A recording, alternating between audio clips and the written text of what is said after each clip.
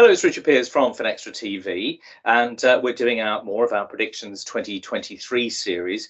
And I'm delighted today to be joined by Eoin. He's Eoin Murray, from Head of Investment at Federated Hermes. Hello, and how are you today? Richard, I'm really well, thanks. Great to be here with you. Well, it's cold. I can hardly get my mouth working, but I'm thrilled that you could join us.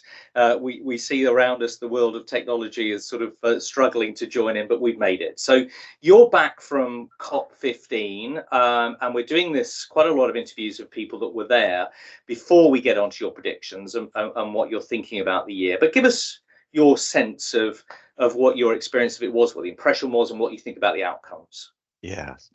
So first of all, I would say it was an incredibly positive experience. And admittedly, this is probably the first real time that finance has in any way embraced biodiversity and ecosystem loss in the same sense that it has for a couple of years now embraced climate change. So that alone was for me, was a really powerful statement. Now, okay, these talks don't quite get the publicity or the sense of importance of the climate change discussions yet, but my goodness, they are catching up fast.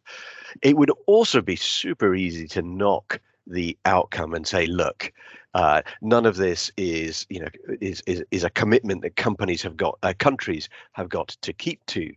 But I think there's more than enough in the global biodiversity framework for investors like us to start getting excited and really to think hard about how are we going to make an impact, how are we going to help promote change. Well, that's really interesting. We've spoken to if you like, people from NGOs and, policy side of things. So now we're talking to, the head of investment at Federated Hermes. So there's on Target 19, they talk about mobilizing 200 billion, moving that up to 300 billion per year. You've launched, obviously, a kind of natural capital fund in the last year. What does that mean to you? Does that put sort of the wind under your sails? What do you think about all of that? Well, we're definitely attracting a lot of interest from investors, which I think is the most important thing.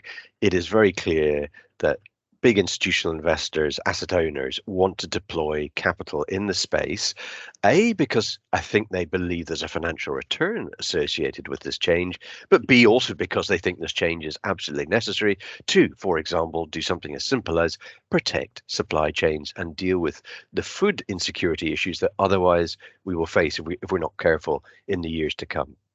So two things that we've done in the last year or so. One was to launch a biodiversity equity fund.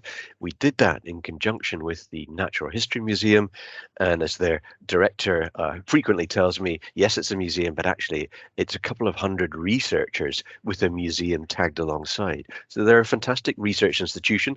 They are the creators and the owners of the Biodiversity Intactness Index, this database of ecosystems around the world, which we can incorporate into our work. So that's part one, super exciting, engagement and very much leadership focused in public equities. The second thing that we are working on, and you'll have seen the announcement at COP27 from the Environment Minister, that we are working with DEFRA, who very kindly provided us with some first loss seed capital to launch a UK nature impact strategy. And our intention is to get that going in the very near future, which will invest both across a selection of real assets, so everything from afforestation to restoration of peatland, through to more riverine, estuarine, tidal, marine biodiversity ecosystems, so to scale the recovery there, but also to have a small allocation alongside that to the ecosystem, if you like, of companies that you need to get involved in order to be able to scale these activities. So the developers, the project workers, the technologists who are working on geospatial activity, geospatial measuring, reporting, verification. There's a huge ecosystem of stakeholders out there that we actually need to scale together. You can't do one part of it without the other. So two initiatives going along and just getting everybody involved. Yeah, so that leads us beautifully, and I think you've touched on it. So Predict 2023 is obviously about sustainable finance. And then, of course, what does it mean to the financial services and technology community? So give us your sense of how you think the year is going to pan out.